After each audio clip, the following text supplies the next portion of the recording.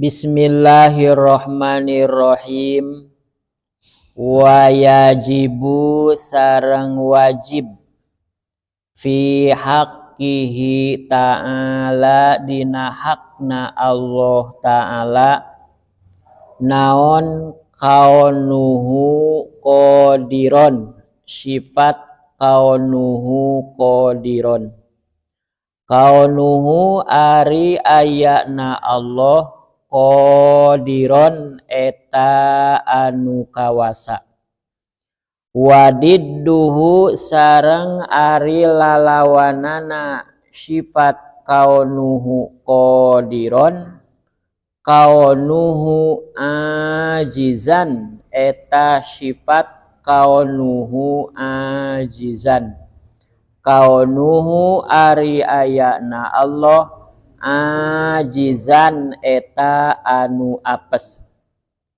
Wad dalilu sareng ari dalilna ala zalika kana Allah kasifatan ku sifat kaunuhu qadiron dalilul qudrati eta dalilna sifat qudrat.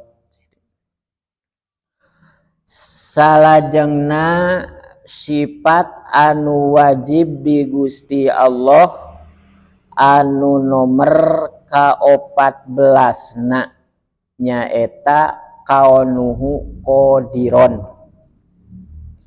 Wa yajibu sareng wajib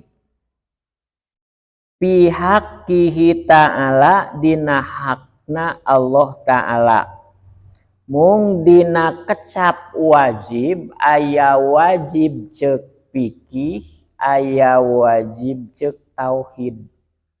Upami wajib ceuk fikih mah di mana-mana dilakonan diganjar, di mana-mana ditinggalkeun disiksa. Upami wajib ceuk tauhid mah di mana-mana bisa atanapi dilakonan sah imana, upami ditinggalkeun kalayan ingkar teu sah imana, itunya eta wajib ceuk tauhid. Aya deui wajib ceuk akal, sapertoskeun mana wajib ceuk akal Allah kasifatan ku sifat qudrat. Teu kaharti ku akal Allah teu kasifatan ku sifat qudrat. Itunya eta ceuk akal. Di dieu wayajibu sareng wajib pihaqqihi ta'ala dina hakna Allah ta'ala naon kaunuhu qadiron. Allah teh ngagaduhan sifat qadiron. Ari qadiron teh tina qudrat keneh. Upami qudrat mah kawasa, upami qadiron mah anu kawasa. Nya sapertoskeun mana gula amis, gula anu amis. Nah, cabe lada, cabe anu lada. Allah kawasa, Allah anu kawasa. Allah kersa, Allah anu kersa, gitunya. Presiden anu kawasa, presiden anu kuasa, gitunya presiden.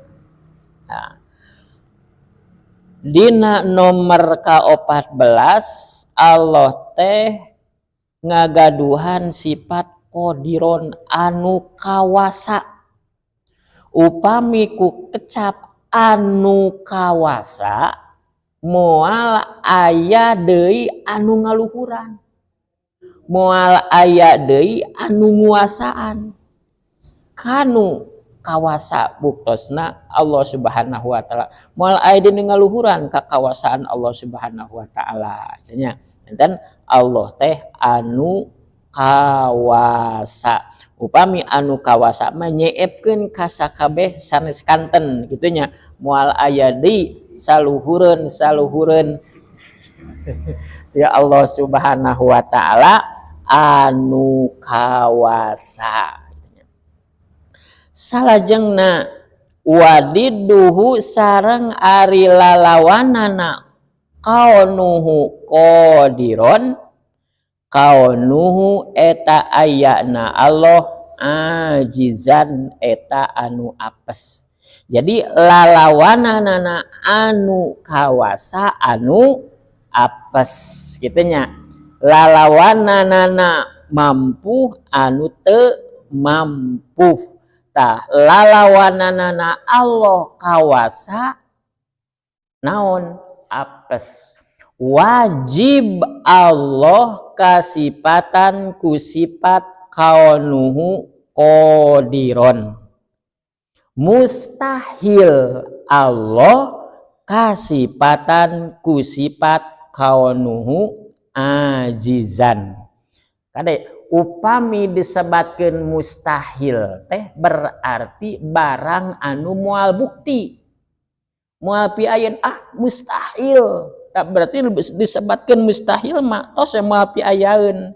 Benten upami mungkin mah mungkin aya mungkin teu aya eta mungkin. Upami disebatkeun mustahil mah 100% moal pibuktoseun mustahil gitunya. Jadi moal piayeun gitunya.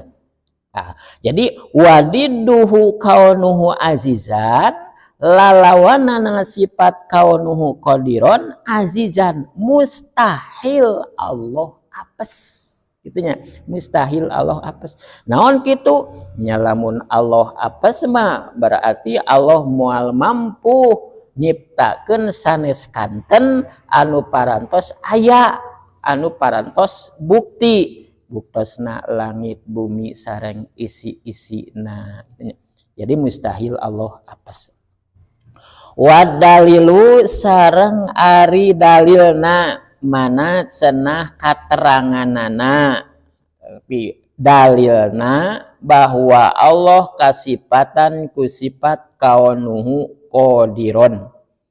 Ala dalika dalilul kudrati eta dalilna sifat kudrat.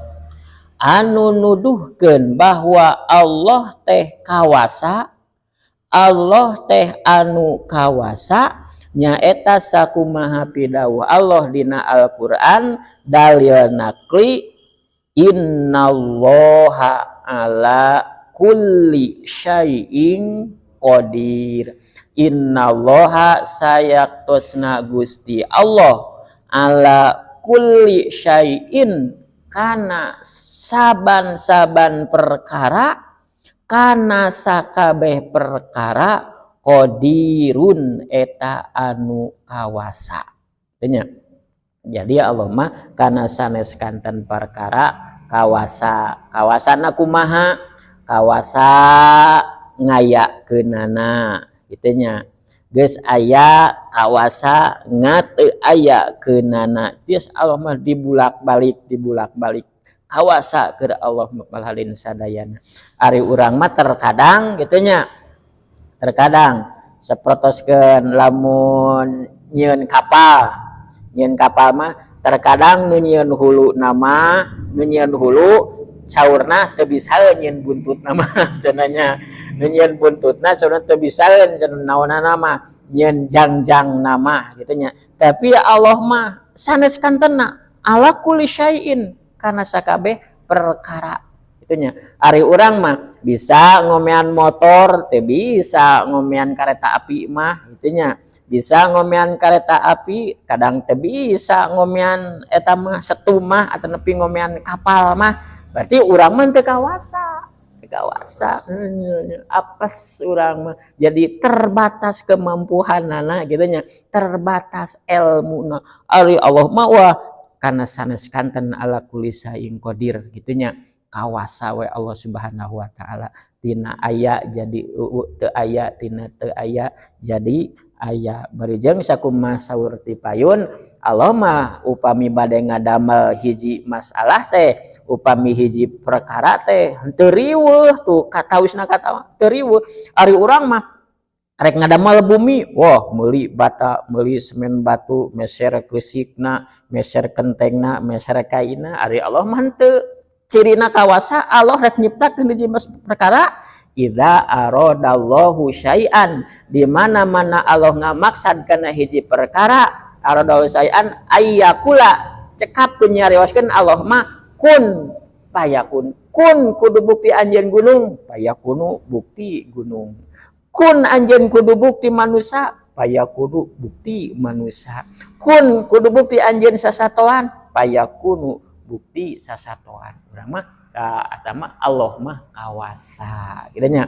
Allah mah kan urang mah ripuh rek ngadamel hiji perkara teh kada seueur ka ditu ka dieu, seueur ka ditu ka dieuna. Berarti urang mah azizan apes, upami Allah mah mustahil Allah kakeunaan ngagaduhan sifat apes. Janten kesimpulanana wajib Allah kasifatan ku sifat kudrot, buktosna Allah teh anu kawasa, mustahil Allah azizan, mustahil Allah eta anu apes gitunya, anu apes teu mampu lanceuk urang mah gitunya. Allah mah dina sanes kanten oge mampu lanceuk urang mah siap wae lah gitunya, nyiptakeun naon-naon oge Allah Subhanahu wa taala mah. Sakitu wallahu a'lam bishawab. Shadaqallahul adzim.